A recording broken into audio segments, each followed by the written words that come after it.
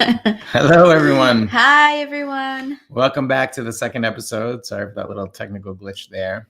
We're still learning the streaming software, so to give you guys the most aesthetically pleasing experience during the stream, the Lovestream. So today we have a special guest, and I'm going to take a moment to read her bio. She is Rebecca Kronman, who is a licensed psychotherapist who is very interested and pro using psychedelics in therapeutic work. And she is the founder of Parenthood, which is actually how we met at a Planned Parenthood event. Rebecca Kronman, LCSW, is a licensed therapist, mother of two, and founder of Planned Parenthood, a digital and in-person community of parents who use psychedelics. She is a psychotherapist with a private practice in Brooklyn, where she works with clients to prepare for and integrate after psychedelic experiences. Welcome, Rebecca. Hi, Danny. Hi, Vanessa. Hey, thanks for joining us this week. Thank you so much for having me. How are you dealing with the COVID quarantining? I think I'm dealing similarly to other people. So lots of ups, lots of downs. I think it was nice when I kind of gave up on digital school for my kids. And trying to get them outside as much as possible. I'm really looking forward to the weather breaking a bit. And I'm very lucky that we could escape the city before things got really bad, and we have some room to spread out. So that is how we're dealing. And how are you guys dealing? It's been tough. Yeah, it definitely has been. We've been pretty good for the most part. I mean, we've definitely had, where the two of us are together in the apartment, we haven't really left too much over the last couple of days. And I think we're starting to feel a little bit of that, like, I don't know, I'm getting a little stir crazy, and we've been bickering a little bit more recently. So, yeah, we're definitely feeling, I think, the effects of not having space, I guess. Yeah. I mean, I feel like we have okay amount of space. I mean, at least we have like separate rooms we can go to. which is kind of a big deal. Yeah. I find myself playing Fortnite in the bedroom while she's watching TV in the living room, and I'm getting even bored of Fortnite. It's like, I want to do something else. Yeah. Yes. I was saying, I was talking to a podcast yesterday called the Plant Medicine Podcast, and just saying how everybody's stuff is coming up to the surface right now. Yep. And so whatever we've been working on to kind of go down those different neural pathways in our mind, it's all right there for us right now. Because when we're in a high stress situation, that's what happens, is our brain wants to kind of do the easier thing, the thing that we know best. And so things that we maybe thought we addressed, and maybe we thought that they were gone, are right there for us to work on again, which can be frustrating, and it can also be an opportunity. Yeah, I actually watched a video yesterday. Somebody was talking about shadow work, and how for the most part, we tend to have to dig deep for the shadow work. Like, we have to become detectives and look for it. And we're in a place right now where the shadow work is just bubbling up on its own. And it's the slowdown. You don't really see the shadow that much when you're busy running about and doing as much as possible every day. And this sort of forced slowdown has created, it creates the perfect opportunity for the shadow to start popping up on its own. And those are the things we have to look at right now. Yeah, I think that's exactly what I was kind of referring to, right? Like, we're bickering a little bit more. That's the shadow. We're kind of falling into some of these patterns, or some of these patterns are being exposed now. Yeah. That we're spending so much more time together in close quarters.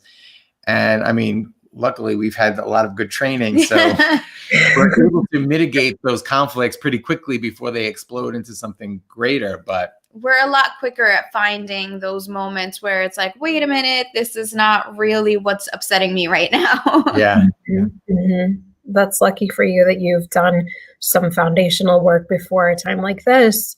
when you can see that stuff for what it is and acknowledge it and try to, become aware of it more quickly, which is the best that we can do, of course. Yeah, absolutely. Yeah, I think that's a great point. There's a lot of people that I think right now are kind of struggling through that because they maybe haven't had the training that we've had or the plant medicine kind of assistance in it. We would love for you to tell us a little bit more about Planned Parenthood, or tell the audience about what you're doing with the Planned Parenthood community. I would love to.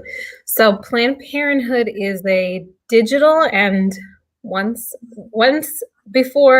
again will be again in-person community of parents who use psychedelics, plant medicines, and cannabis. And our goal is to destigmatize the topic. And we do that by sharing stories, building community, by introducing other perspectives like Indigenous perspectives, non-Western perspectives, and by offering resources to people. So we, at this moment, are completely digital, of course, which is why I appreciate being on your live stream. So we can get the word out in this way.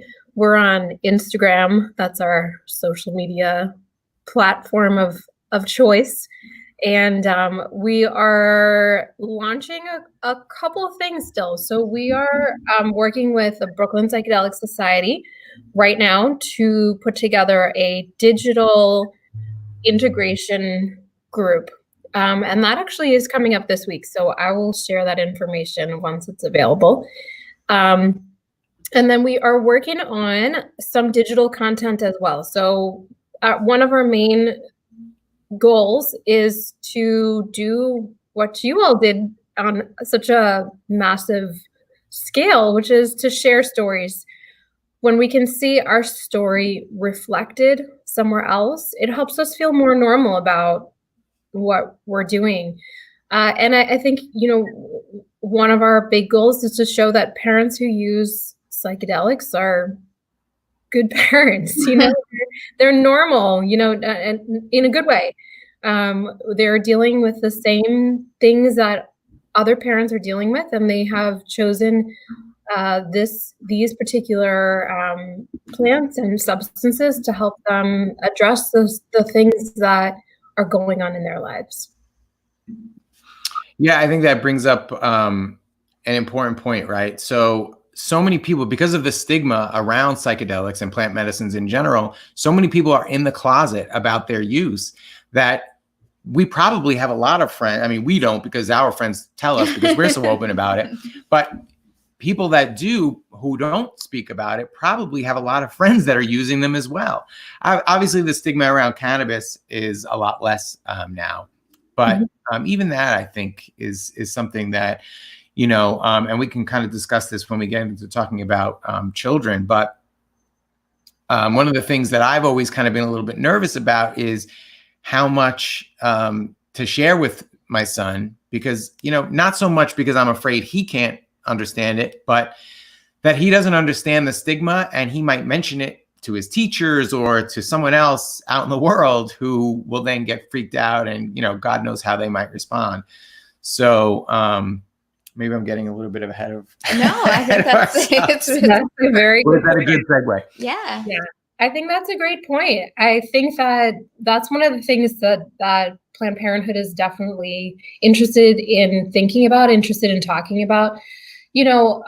For some people, the stigma means that if they talk about it among a group of friends, they're going to experience social isolation, social kind of like social distancing. Like people saying like, "Oh, I don't want to. It's weird. I don't want my kids to play with those kids." And then for some people who are being, more heavily monitored by law enforcement, it's a much bigger risk for them. I mean, they coming out, so to speak, about their psychedelic use could lead to legal issues. It could lead to loss of custody. So we face different risks depending on what we look like and what our position is in this world. for someone who is, financially stable, for someone whose job is stable, they may feel more comfortable with disclosing that to other people. And for someone whose situation is more delicate, is more fraught, it makes sense that they're not going to want to talk about this in a public way. Yeah, I mean, it was certainly a concern that we had when we were asked to go on the Today Show and do the NBC interview. It was a conversation that we had, and it lasted a few days, and we were really concerned. And one of the things that I went back and forth with the producer is this story going to be treated with respect? Is it going to be sensational? Because my risk has to be worth the reward, right? If they're going to just, one of the previous stories they had done, they had blacked out the guy's face, they changed his voice, and they made it like he was a criminal, and they were calling plant medicine street drugs. Yep. And I said to the producer, I was like, crack is a street drug. Meth is a street drug. These are plants. So the fact that you even use that terminology, to me, shows the kind of inherent disrespect towards the topic. So if I'm going to risk, what I would call like a nosy do-gooder, right? Somebody who really believes that psychedelics are dangerous drugs and that we're bad parents for using them, they may, pick up a phone and be a snitch, right? So that's that. It's got to be worth that risk, right? Sure. And we really were pleased with how the Today Show story came out.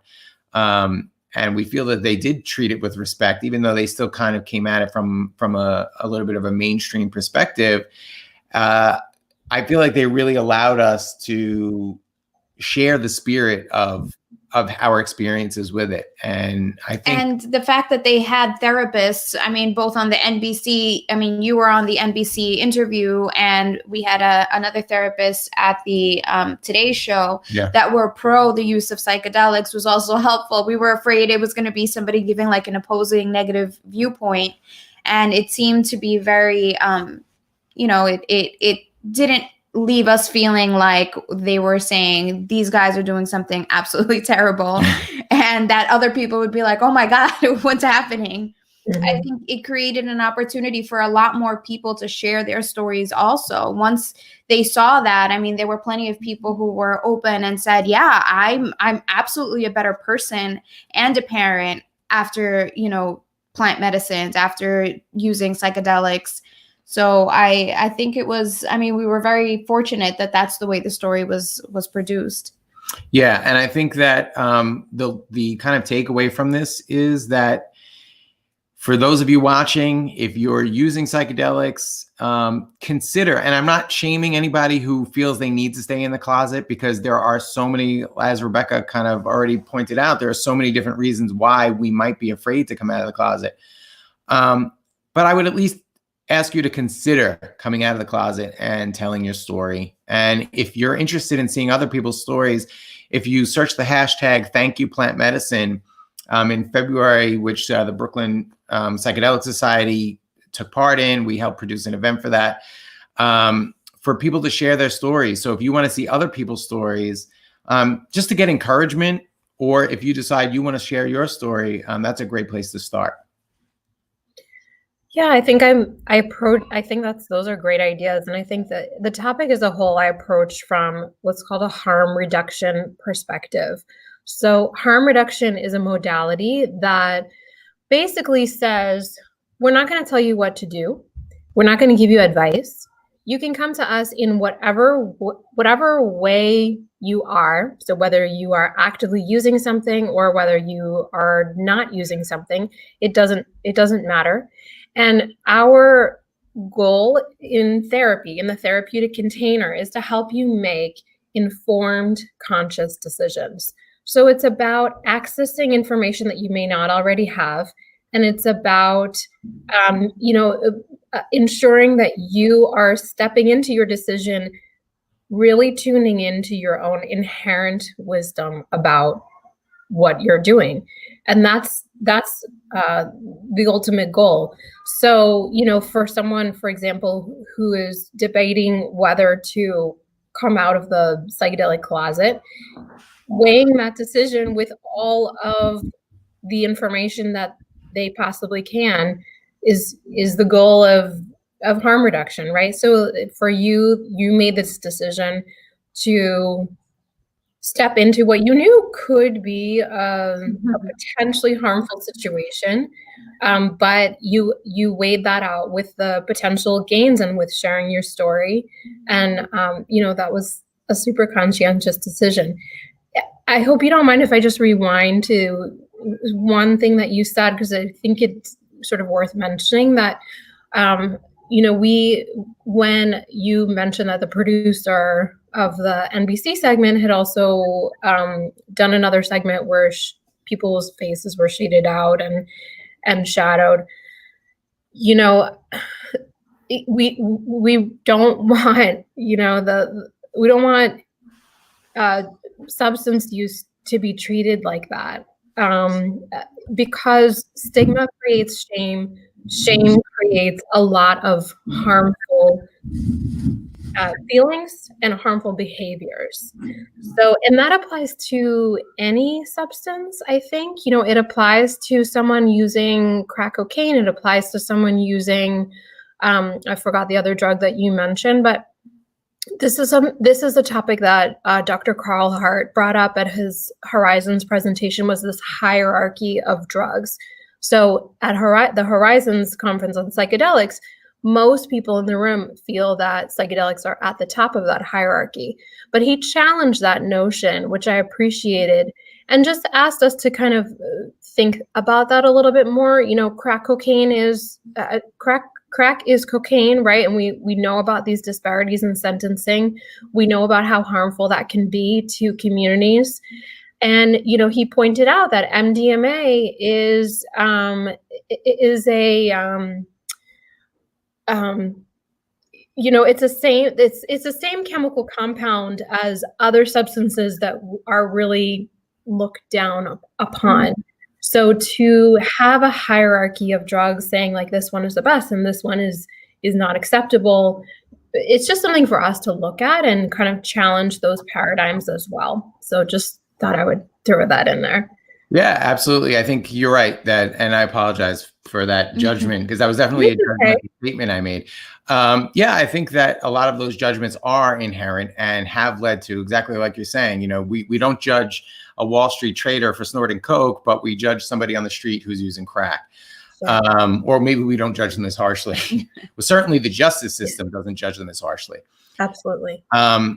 And even from a perspective of, looking at addiction, I love what Dr. Gabor Mate says when he talks about addiction. He says, really, this is just people looking for ways to medicate their pain.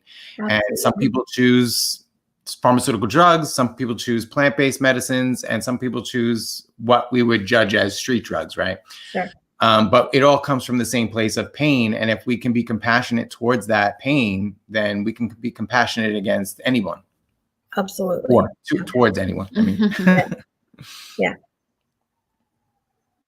And I mean, I think the same thing goes for the way we look. I mean, we look at it as, oh, this is drugs, it's a coping mechanism, but we have so many other coping mechanisms, whether it's binge watching TV, whether it's drinking alcohol, sugar, the way, the things that we eat, even extreme exercise, like it could be anything. It doesn't necessarily have to be a drug. It all stems from the same root problem. And I wanted to touch on something that you said in the NBC interview, where you were talking about the way we treat illnesses now. We treat the symptom instead of the root cause. And I was hoping you could expand a little bit on that.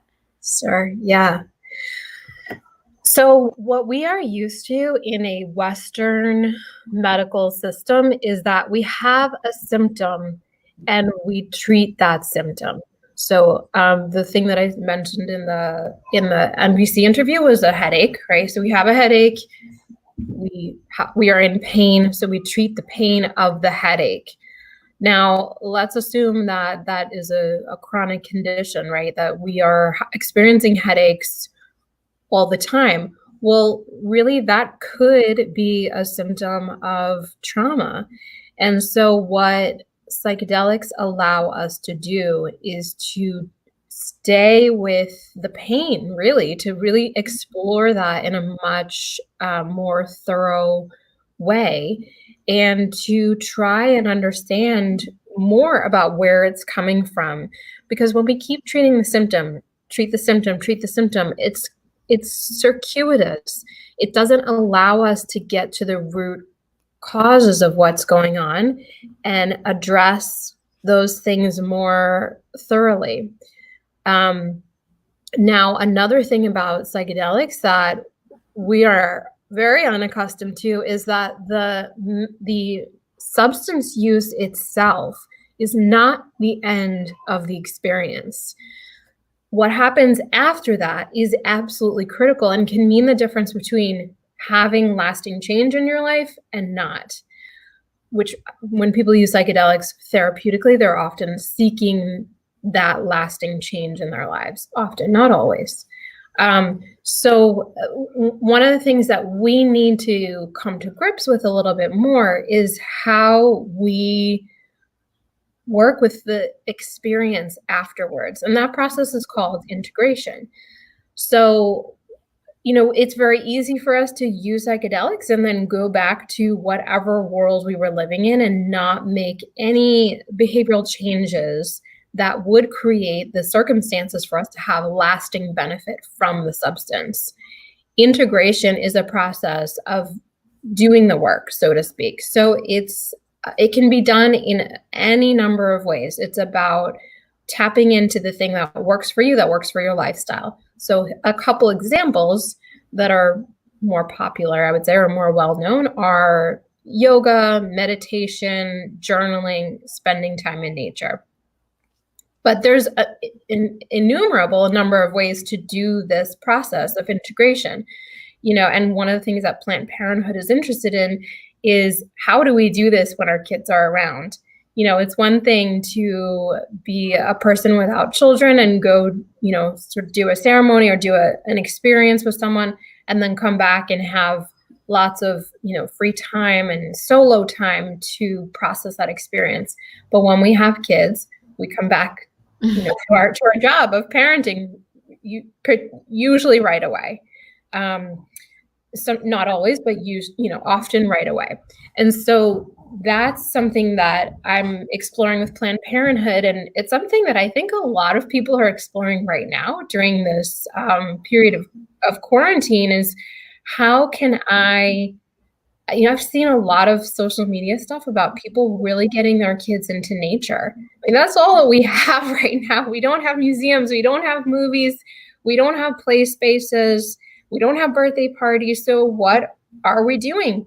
I know, I guess maybe this is just my feed, but what I notice is people taking their kids into nature. And that's really, it's incredible, that we're tapping in that way, and that this moment is allowing some people, not everybody, to do that. One thing that I was doing when I was in Brooklyn is going into Prospect Park, and I was going off the beaten path into the trails in the interior of the park where there's hardly anybody there. But it was just this beautiful process of letting my kids lead the way, letting them, lead me through whatever winding trails they wanted to. And we brought nothing. We had water and snacks, and that was it. There was no toys. There was no screens. There was nothing. And there was nothing to fight over. There was nothing to, there were things to get upset about. My kids are young. They get upset about lots of things. But it was, they're playing with dirt. They're playing with moss. There's plenty of it, right? They were fighting over a stick. It was okay, but there's lots and lots of sticks. There's such an abundance when it gets to nature. And then I think that there was just a lot of quiet time. And that's really what we're looking for with integration is we're looking for space. We're looking for contemplation. We're looking for practices that allow us to slow down. Yeah, I guess right now we're kind of all in a forced integration period where, like you said, there's nothing to entertain. We realize, or we can recognize at this point, how often we run to find things to entertain our kids with. Like, what are we going to do now that everything's closed down and people are freaking out? Like, how do I entertain this child?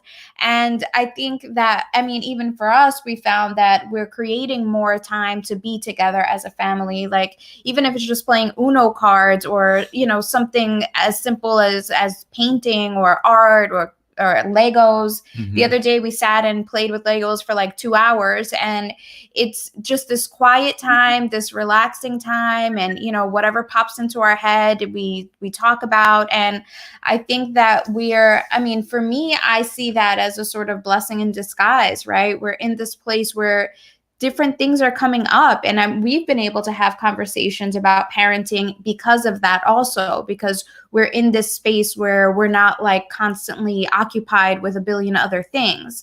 We could easily say, oh, let's just go to the movies, and boom, you killed 2.5 hours of time watching a movie. And so now that we can't just plant Xander in front of the TV for hours, we're trying to find things where we engage with him. We don't do that anyway. No, we never don't. do that. But it would be easy, right? In this kind of atmosphere, it would be easy to just say, go put on Netflix, and there are moments that I do. He doesn't really watch TV, but he loves to watch YouTubers playing video games. And I don't know how he can spend hours, but if we let him, he could spend hours watching somebody else play video games. Doesn't make sense to me, but I didn't get that either.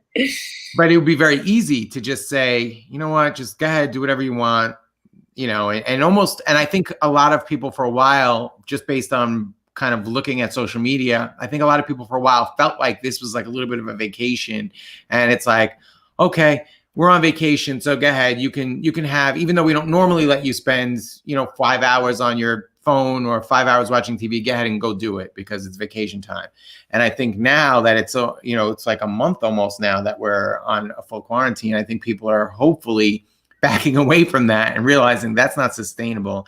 And that will really cause more anxiety. Being in front of the technology constantly, without being too woo-woo, the electronic, just the electromagnetic waves, and that's something that when you're in nature you don't have. And I've found, for me personally, that I tend to be very sensitive to it. So, like, for instance, when we go to Mexico, our parents are from a really small town, and it's like literally you can feel that hum of the electric grid is gone, as opposed to being in New York City where there's Wi-Fi and electronics all around us. We're surrounded by the electrical grid, and it's almost like this baseline hum that's just always there that we're not even conscious of anymore. But when you're out in nature and that buzz is gone, it's like, oh, it feels so much more peaceful here, right? Right. I think that's a huge part of that. So now we're stuck in the apartment and we're surrounded by not just our TVs and our computers, but everybody around us and the cell phone tower that's on the roof and the electric lines. And so we're a little bit trapped with that. But yeah, we've been trying to get to Prospect Park when we can. And I think it's good that a lot of people are turning towards nature for that. And obviously that's, like you said, it's not a possibility for everyone. And I'm sure there are people that are like, yes, go watch TV for 5 hours and leave me alone. And I think that's okay too, because we're in a space where we're learning how to navigate this situation. It's not something that anybody expected or planned. I feel parents certainly didn't really plan for this situation. So it's understandable that some may turn to that. But yeah, it's beautiful to see that more people are kind of going out in nature walks. I mean, our neighborhood is very, it's lined with like a bunch of trees. So sometimes when we go out for grocery shopping, we see parents walking out on the street with their kids, and it's like they're enjoying just, I mean, it may not be full-blown nature, but they are enjoying, the trees, the flowers. It's spring. We can sort of start to identify the new flowers popping up. And so I think that's, it is a beautiful thing to see that we're moving in that direction. And maybe that's part of the lessons that we're learning as a society. Yeah. Absolutely. And as you said, like nature doesn't necessarily have to be a massive park. Like nature could also be the plant in your home if that's what you have access to. It's interesting that what we're talking about here with technology as well, because it sort of makes me think about one of the things that that I've been thinking about recently. So one of the things that we try to access through using psychedelics is a sense of entropy. Entropy is disorganization in the brain. When we're in our sort of normal lives without using substances, we have too little entropy. We go down the same neural pathways in our brain. We are really entrenched in our habits. It's very, very hard to break out of those behavioral patterns. So right now, every single person is in a brand new pattern. Their lives look completely different. Their environment looks completely different. So why do we try to have that entropy? Because entropy creates this condition to begin going down new neural pathways in the brain. And so it can create the conditions for lasting behavioral change. Now, I could also go off in another direction about how this is also why psychedelics are not for everybody, because there are people who you don't want to create too much entropy in the brain. Thanks for throwing up my website.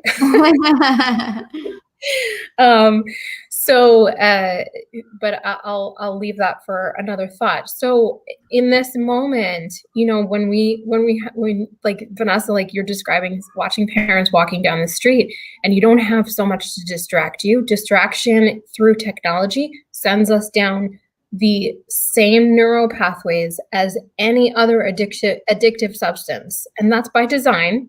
We know that. Mm-hmm. That tech companies attempt to do that to get us sucked into their platform. So when we're in nature in whatever form that takes and we're slowing down, we can notice things as if they are brand new. And that's this beautiful moment that we're in right now. It's a very, very, very difficult moment.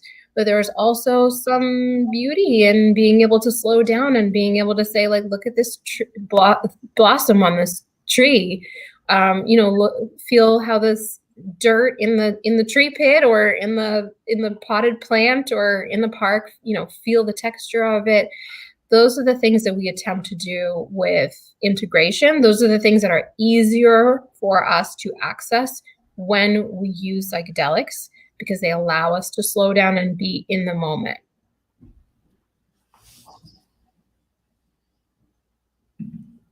Yeah, absolutely. I think that's a great point. And I mean, I was making a joke the other day that this whole month has been like just one big collective ayahuasca ceremony, because we are being forced to slow down. The shadow is kind of coming up. We're facing all of these things. I mean, we've had conversations about parenting, about our relationship. All of this stuff has just kind of come up. And like you said earlier, there's levels to it. There are things that you think, oh, I already resolved this issue. I'm already over this. And then it pops right back up again. And you're like, wait a minute, I thought I had already worked this out. But there are so many levels to it. And right now we are being pushed out of our daily patterns. And that, forces us to take a closer look at our coping mechanisms, for sure. So I think that's an excellent point. I just thought of a question that I'm trying to think of how to phrase it. In your experience as a therapist, do you find that your clients, obviously you can't divulge any specific information, but just in general, do you find that there's an issue with people becoming dependent on psychedelics rather than doing the emotional and psychological work, but where they just kind of rely on those substances without delving into the work? Yes. And that's one of the things that is such a shift that people have to make. And it's something that you brought up earlier when you were discussing how mainstream media typically treats this topic. You know, I think I'm so with you that I think the Today Show did a beautiful job of, and the NBC show did a beautiful job of showing your experience, showing you guys as, you know, take this in the best way, like normal, cool, you know, good parents that a lot of people can relate to. And what we can't show as much because of the format of mainstream media is the nuance of it. And this is sort of what I was talking about before. There are many people who are not accustomed to having to put in the work. And so what ends up happening is that they lean on the substance to give them the entirety of the experience. And then I think a lot of people come up pretty disappointed because they're not seeing the change that they would like to see in their lives. You know, and I think people have to find the right thing for them. You know, there are many, many people who simply are working too hard to, not too hard, that's not the way I want to say it. They're working very hard because they have to, because there's no opportunity for them to stop working and, you know, go to a meditation retreat for 10 days. Like, that's just not going to happen for them. So finding the thing that works for you in your life is incredibly important. And that might mean that you fold in some of these contemplative practices into the things that you're already doing. So let me give you an example. Now, let's say that, you know, time is lacking and you're just not finding those 20 minutes in your day to do a meditation practice. Okay, well, all of us eat during the day. We have to. So something that I speak to my clients about is, can you make that experience a full 5 sense experience? Can you slow down enough, you know, remove your phone from your eyes, right? So that it's not like begging you to look at it. And then can you experience your food with 5 senses? Can you smell it? Can you look at what it looks like? Can you even, you know, like bring it to your ear and tap on it? That's a technique from the mindfulness-based stress reduction program that John Kabat-Zinn pioneered. Smell and taste, and how much can you slow down that process? Even if it's only 5 minutes that you are sitting without distraction, experiencing your food, chewing your food, tasting your food, that in itself, for many of us, is like mind-boggling. Like, whoa, I never did that, or I barely ever do that. So, you know, anything, if that's what you can put in, if that's the work that you can put in, then that's the work you can put in. Some of us are privileged enough that we can take more time for those experiences, and we can go take that yoga class. We can go, you know, to that writing retreat. We can go to a silent meditation retreat, things like that. But it doesn't have to be those things, but it's got to be something. Or I think people typically are disappointed with the results. And I've certainly worked with people who I see that they're not putting in the work, and they're still unhappy with the way that their lives are looking. You know, I think that was a really good example, because, you know, I'm absolutely guilty of that. This morning I had a bowl of cereal, laying in bed with my phone, and I'm just shoveling the cereal into my mouth and scrolling through all the horrific news that's on Facebook. Yeah. While you were saying that, I was imagining, what if I would have tasted those cinnamon squares instead of actually just swallowing them without tasting them? Yeah. I mean, Thich Nhat Hanh has a lot of also like mindfulness ideas, like even washing dishes. Like I've kind of taken that as like my meditation time in certain moments. If I'm upset about something, I'm like, okay, I'm going to wash these dishes, and I'm thankful for these dishes. I'm thankful for the food we had.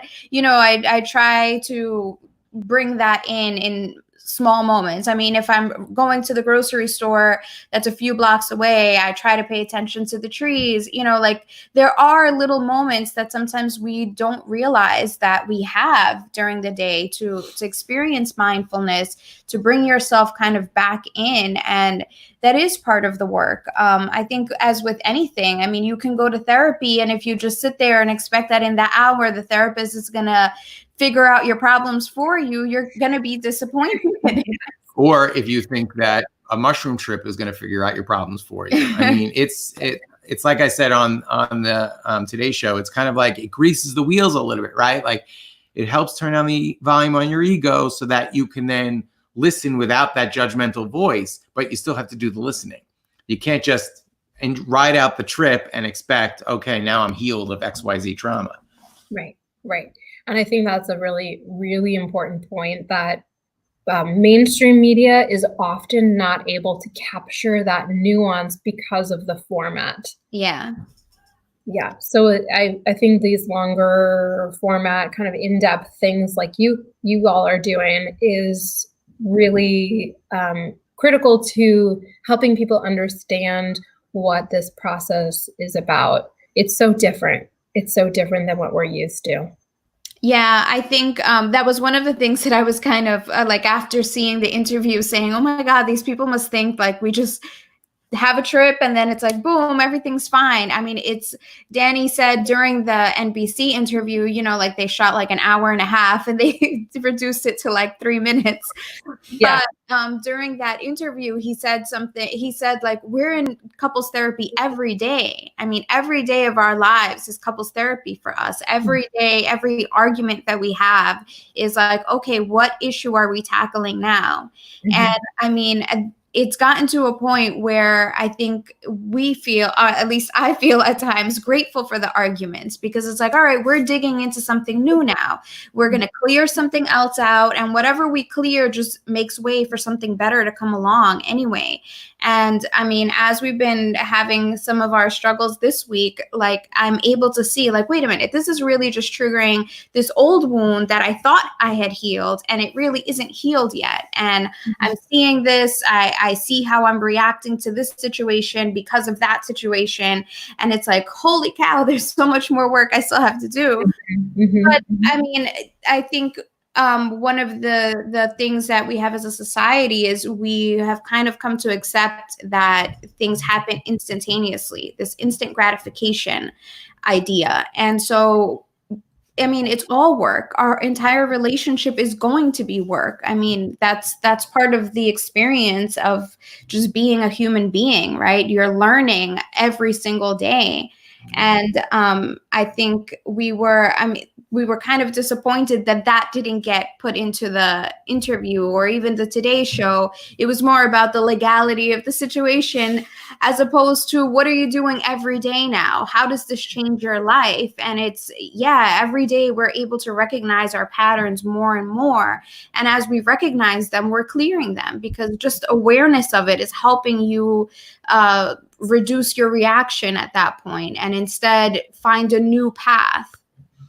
And just I want to point out that while I'm not maybe in the place where I am like thankful for the arguments, I can absolutely see how we recover from them so much more quickly.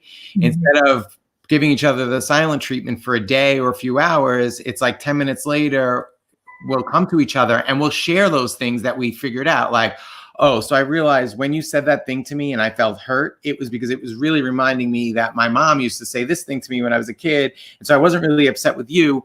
And then we can unravel it and work it out. And that's the couples therapy that we're doing on a daily basis. So, and that requires being vulnerable with each other. And that's something that we've really learned very intensely. And I think that's one of the biggest lessons that I personally have learned through the use of psychedelics was being confident enough to be able to be vulnerable with her. Like, whereas before maybe I felt more insecure, I didn't love myself, I judged myself, and psychedelics kind of helped teach me to judge myself less, love myself more, understand that the things that I do that I don't like, the things that I don't like about myself are defense mechanisms that my ego has created to deal with the traumas of life, to deal with PTSD. I can forgive myself for those things, stop judging myself, love myself. Then that causes me to feel confident. Now I can take that confidence and say, I can be vulnerable with you and say exactly what I feel or what I'm thinking, because I'm not so insecure that I'm worried about, like, if I share this with you, you're going to decide you don't love me anymore. That's like, whew, That's beautiful. magic. Yeah. That was a beautiful way of describing it. And I think that this is such an amazing example of integration. You have these experiences, but what they teach you is what to look for in your everyday life, how to reframe. Vanessa, what you're talking about, the clinical term for it is reframing. It's the same argument, right? But now you see it as an opportunity. And Danny, you don't see it as much as the opportunity, but you see your stuff coming up. And then this added layer of compassion for yourself that you got because of the psychedelic experience. That's the thing that you're reaching for. It sounds like a very conscious process to reach for that self-compassion. And also having had the experience of letting your ego quiet down, it shows you, again, what is it that you're reaching for in your everyday existence so that you can infuse the teachings of the psychedelic experience into your life. Otherwise, it's just a beautiful experience that you had and you have a nice memory of it, or a challenging experience, whatever it was for you. Mm-hmm. Yeah. And I think that was one of the main reasons why we wanted to do this podcast, live stream, whatever we want to call it. It mostly to share to be vulnerable about it. I think we live in a society where everything we put on social media is the nice parts of our relationship, the good times that we have. And I mean, we went on TV and shared our story, and it sounds like we've healed from so much. But I think by being vulnerable, by sharing the difficulties, that even after all of those experiences, we still have arguments, we still have disagreements. And that's so important for other people to hear. There's this stigma, just like there's a stigma about using psychedelics, there's a stigma about having difficult relationships. We all have difficult relationships. My parents have been married almost 50 years. They're going to celebrate their 50th wedding anniversary in November. And I see them as like the perfect couple, and they have arguments all the time. Right. And when I was younger, they were very careful not to let us see that. It was like, no, we'll argue in private where our kids don't see. But as we've gotten older, they kind of tell us their process. And I think it's beautiful to see that they're still working through things at this age. They're both almost 70 years old, and they're still processing childhood traumas. We recently did an interview with my parents. We decided to interview them and ask them about their lives and their story and how they met, and just to kind of have it recorded somewhere. Mm-hmm. And as we were kind of just talking about their childhood, certain things came up. Like my mom kind of had a memory of being insecure because my grandmother was very I guess demanding, and not in a bad way, but just like, you can always do better. And so my mom has a habit of saying that to me, and that used to cause insecurity in me, where I was like, it's never enough for my mom. She always wants me to do just a little bit better than that. And kind of hearing my mom tell that story about her mom, I was like, oh my God, this is a generational thing. This isn't just her mom saying this to me. She learned that from her mom. And it's, we had the conversation, she said it to me, and as she was saying it, I think she caught it herself too, where it was like, oh, I do this too.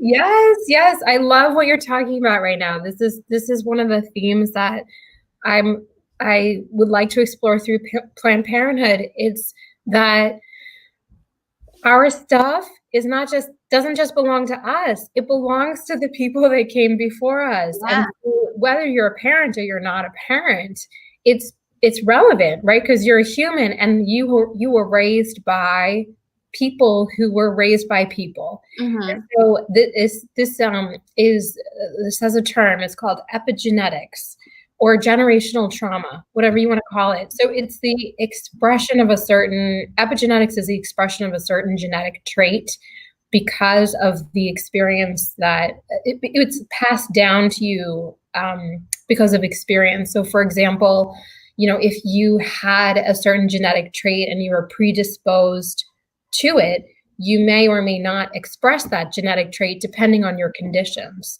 So, and with generational trauma, we know about this through many different things, but one of the ways we know about it is through slavery.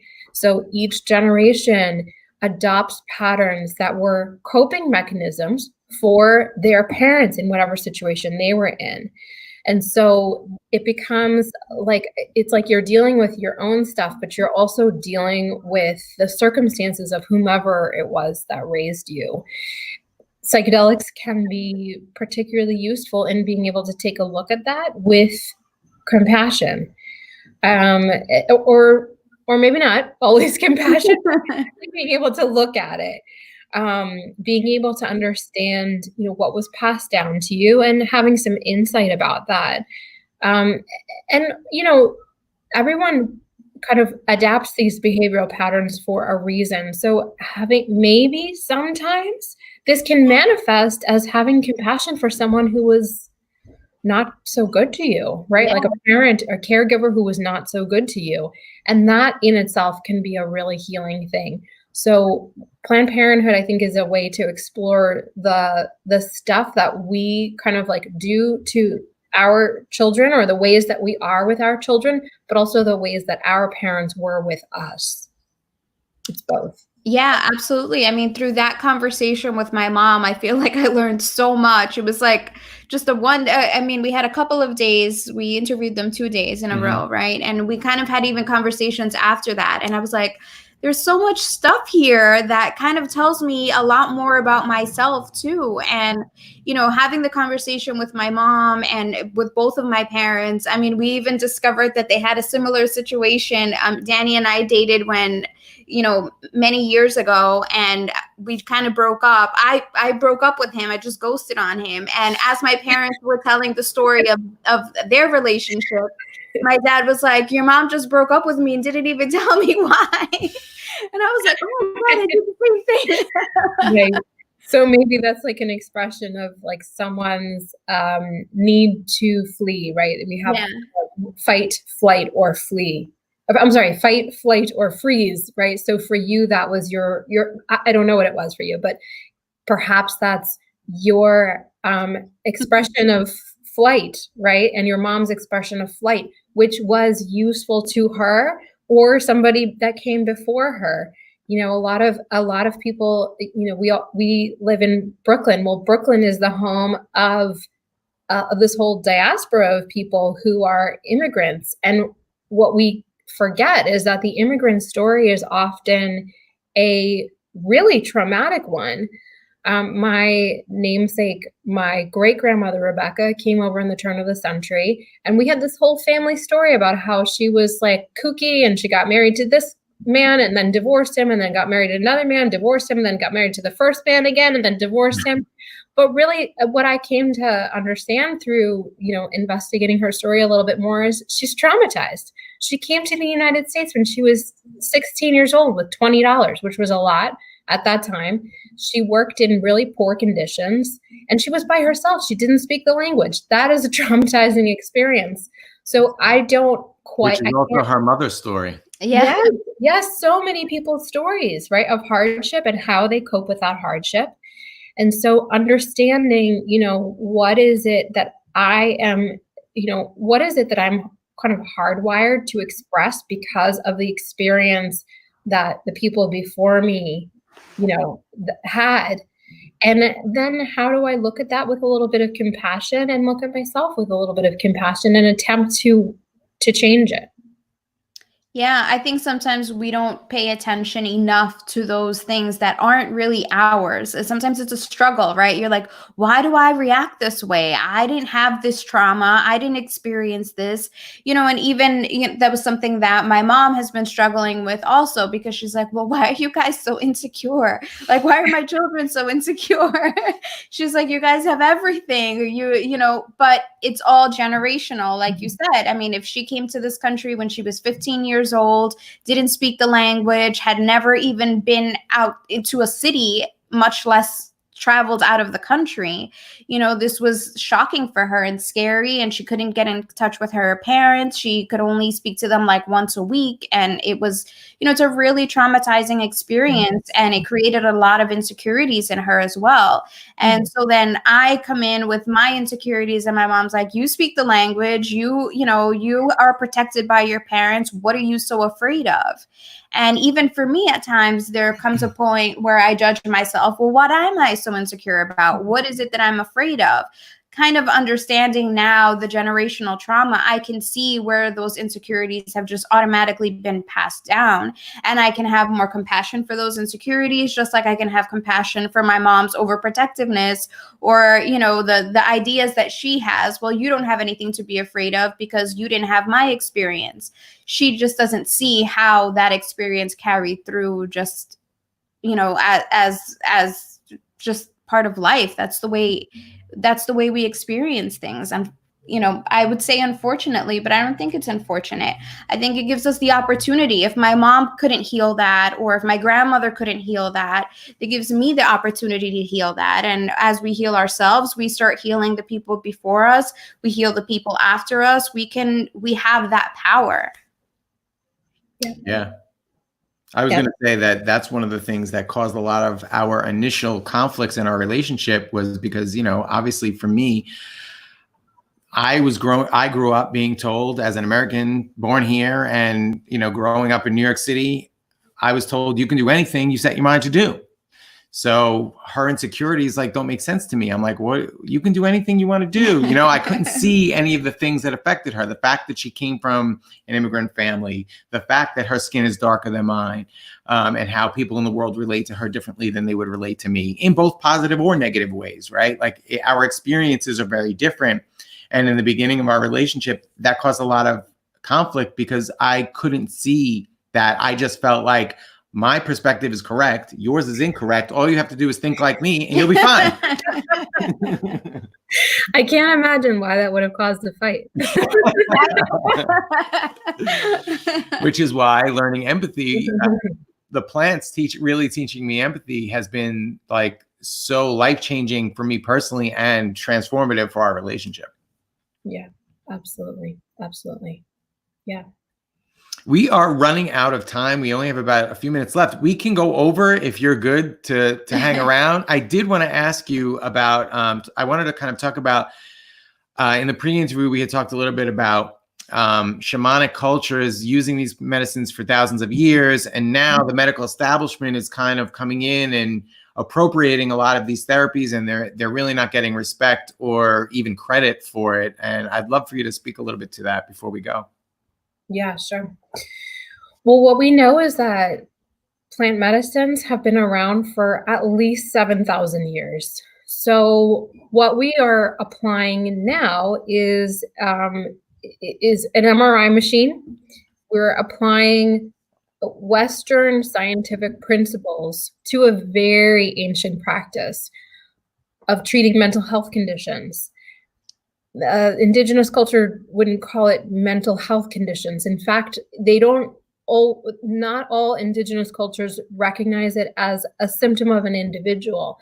They may recognize it as a symptom of the community. I mean, how radical would that be if we started thinking that way, right? So what we, I think, are not doing in the psychedelic community, although I've seen some glimmers of it starting to happen, is we're not acknowledging this is not new. This is really, really old.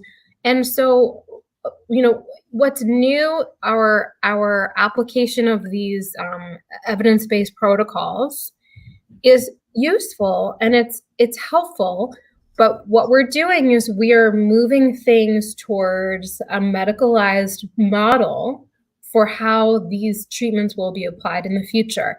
And that's useful and that's helpful. And it also is going to exclude a lot of people because it's going to be expensive. Yes. We don't know how insurance is going to treat this, but we do know that as far as the study protocol, 2 therapists in a room with someone who ingests a substance that does not cost a lot of money to make and may only have to be administered once. That is a difficult kind of economic model for people to make money off of. So imagine, and these therapists are in the room for like 8 hours plus with someone. So it's 2 therapists' time. It's, the time for this, that the space is going to be used for, and it's, a synthesized version of whatever plant medicine, because in a medical version, you're not going to get like a mushroom cap. You're going to get a pill that is a synthesized version of this material.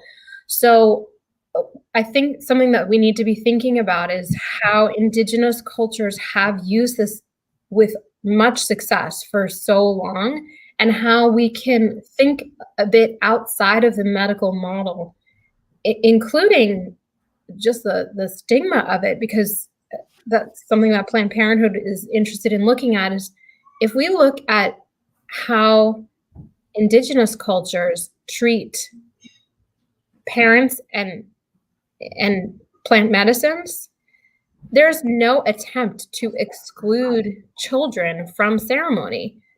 It would be like not taking your kids to church. Like, it's, of course you want them in the ceremony. You're bearing witness to a healing experience. And there are many children, in fact, who ingest varying amounts of the substance depending on their age. Now, we might look at that and be like, oh my God, they're giving their kids drugs, right? But these are cultures who have way more experience than we do. And we need to think about how we learn from them and how we, delicately approach this topic of appropriation. It's tricky, right? Because I guess you could sort of say like, well, the whole thing is appropriation, right? Like, you are taking a plant medicine and using it to treat a mental health condition. They've been doing that for thousands of years. So aren't you appropriating? Well, hopefully we can have sort of a broader view on it, because we are going to need, I think that we are going to need both a medical model for, utilizing these substances, and we will also need to be taking, to be utilizing some kind of non-medical model to do this work, because it's simply too cost prohibitive for everyone to be able to do this in a medical setting. So I would think one thing that I will say is that I was encouraged at Horizons this year to hear a couple white researchers who were on the stage kind of like give a nod to where this all came from. And of course, there was a Native American leader who spoke at Horizons, Stephen Benally. He's a director of the Peyote Conservation Initiative. And so I think that's something we need to see more of, and we need to see more voices, Indigenous voices elevated in this space. And we need to really be kind of honoring the wisdom that they've had for so long and figuring out, like, is there a way that they're okay with us sharing in that knowledge? Yeah, I think we definitely come from that perspective. We have kind of, and Vanessa has been very interested in delving deeper into her Indigenous roots. But whenever we have used psychedelics, it has always been in a kind of after a shamanic practice, after an Indigenous, practice. And I think to say that, are we appropriating? I think it's appropriation when it's taken disrespectfully and used for profit, or, if you're not using it for what it was intended. It's medicine. We were all Indigenous at some period, no matter how far we've become removed from our Indigenous roots. we were all indigenous at some point. So to say that plant medicine is only for people who have maintained their indigenous culture, I don't think is accurate to we all have the right morally to use plant medicine. But I think are we respecting the medicines, or are we trying to exploit them? Yes. I think that's where the issue of social justice and appropriation is definitely legitimate. And also how our use of these plants affects the cultures, right? If certain plants are being used in certain cultures and we start consuming them in greater quantities, does this affect those cultures? Does this affect their access to the plants that they've worked with for so many years? So I think all of that has to be taken into consideration as well. I mean, obviously we shouldn't be taking from someone else so that we can have it, but if we're talking about expanding consciousness, expanding awareness of it, expanding and sharing the wisdom of it, I think that's perfectly fine. And I agree with what you said. I mean, the idea of bringing them into the conversation. I mean, we're exploring them separate from them, and we're missing out on, like you said, what we're missing out on truly is the integration, because these cultures know the integration. These cultures have worked with the medicine for ages, and so they're all about the integration. And our society, as we were saying before, works from a very magic pill treating the symptoms. Magic pill, boom, I'm good.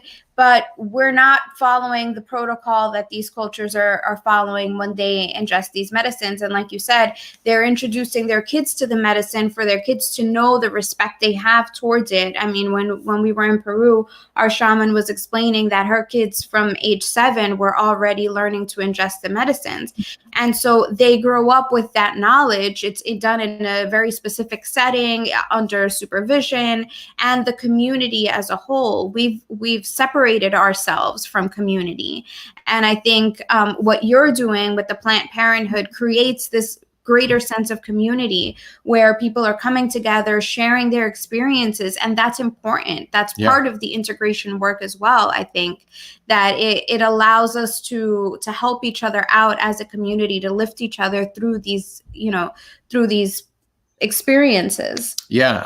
I think that, like, that kind of what you were saying conjured up the image of people sitting around a campfire and smoking the peace pipe, right? But that's what they're doing. They're like the same way we're having conversations after we do psychedelics about whatever traumas came up. That's the integration process. And I think the medical kind of mainstream looks at it as very folksy and, it's a little bit condescending, but these rituals were designed with these emotional and psychological kind of integration methods designed into them. So it's seen as religious, and then it's kind of dismissed. Oh, this is some ancient religion. They think they have to pray to the sun to make it come up the next day, kind of, But if you study the rituals themselves, especially from a therapist point of view, or even a psychologist or a psychiatrist point of view, you can see that these mechanisms, integration mechanisms that are being used in modern therapy are present in the rituals. Absolutely. Yeah, that's a really good point. Yeah.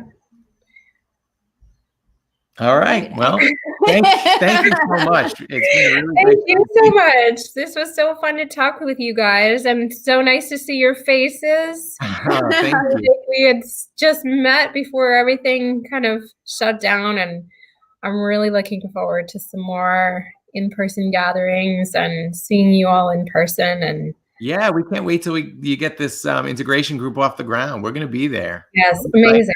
Yes. Well, that announcement will be on my Instagram. My Instagram you can access through the website, which you have graciously put up. Yeah, let me throw that back up.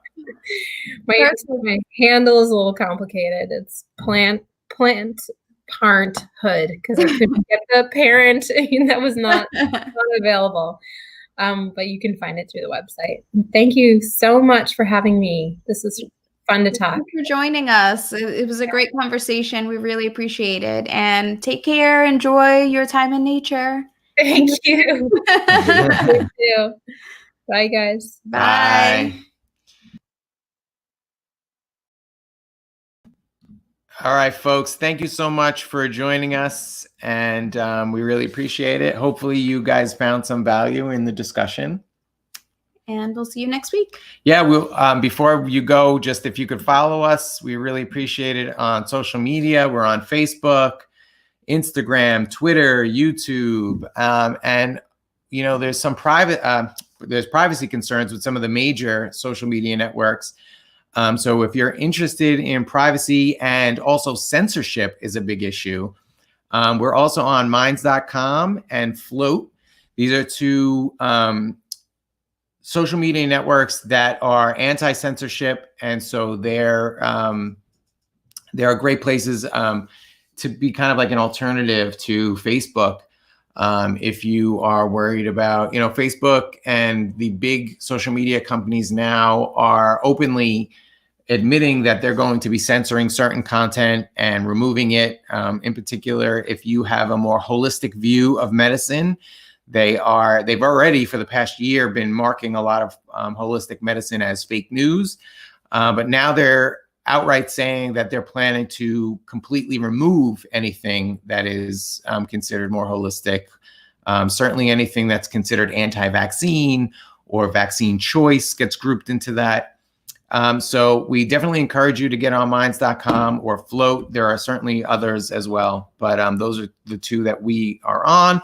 We would love for you to follow us and share our content with your friends. We really would appreciate that as well. So thank you so much, and we'll see you again next week. Bye. Bye.